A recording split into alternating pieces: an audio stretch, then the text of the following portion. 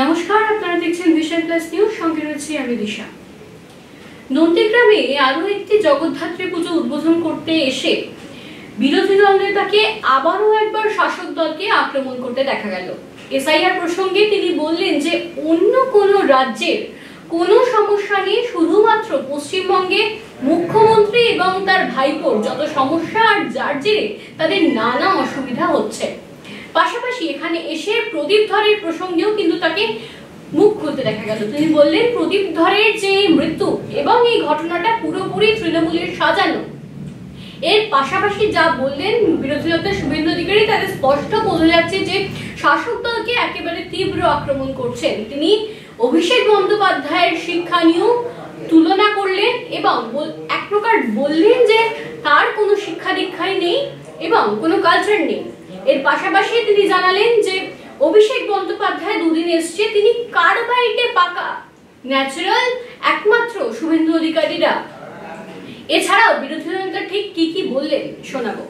হাতে ঘা লেগেছে এবং বুঝতে পারছে যে যাবে, আর সম্পূর্ণ মিথ্যা সাজানো। ওই হাতের অক্ষরও ওনার নয়। এদের যদি জম থাকে ওই চিঠিটা সেন্ট্রাল ফরেন্সিক ল্যাবে পাঠান। পুলিশ বলছে ফরেন্সিক হবে চিঠিটা। ও রাজ্য সরকারের ফরেন্সিক, ও সব পিসির বানানো। এখানে কি হয় ফরেন্সিক জানে। সেন্ট্রাল ফরেন্সিক ল্যাবে হোক এবং হাইকোর্টের তত্ত্বাবধানে হোক। বলছি দাদা, একজন তাহলে দুধ কা দুধ পানি কা পানি হয়ে যাবে। বলছি যে নির্বাচন কমিশনকে আক্রমণ করলো, এটা কি গণতন্ত্র? পড়াশোনা না থাকলে অশিক্ষিত হলে হবে? লড়াই তো কোনোদিন করেনি। আমরা লড়াই করে মমতা ব্যানার্জিকে মুখ্যমন্ত্রী করেছি। লড়াই করা জানতে হবে।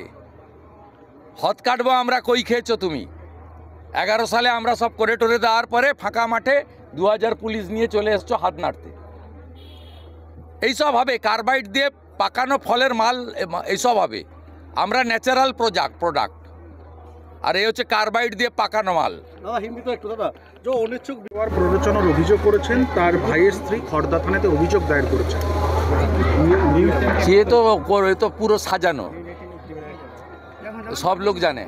এখন 7ই ফেব্রুয়ারি পর্যন্ত গাছ থেকে পড়ে গেলে, বাজ পড়ে মারা গেলেও এইসব করবে। 12টা রাজ্যে এবং কেন্দ্রশাসিত অঞ্চলে হচ্ছে, কারো চুলকাচ্ছে না। এই পিসিআর ভাইপোর চুলকাচ্ছে। এটা তো নতুন নয়।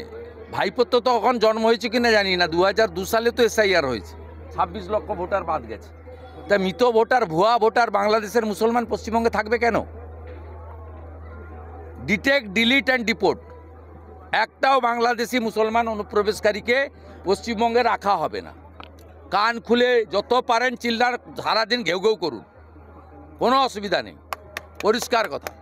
বিহারও করেছিলেন, কোনো লাভ হয়নি, কোনো লাভ হয়নি। মৃত ভোটার থাকবে না এখানে। গড়চক্রবেড়িয়া, ভূতামোড়, এই কেন্দামারির বিভিন্ন বুথে, দাউদপুরের বিভিন্ন বুথে, শামসাবাদে সব মৃত ভোটারের নাম ভোট দেয় এরা বিকালবেলা। কোনো হিন্দু বুথে হয় না। এরা করে এখানে। সকালবেলা গামছা পরে ভোট দেয়, দুপুরবেলা প্যান্ট পরে ভোট দেয়, বিকালবেলা লুঙ্গি পরে ভোট দেয়।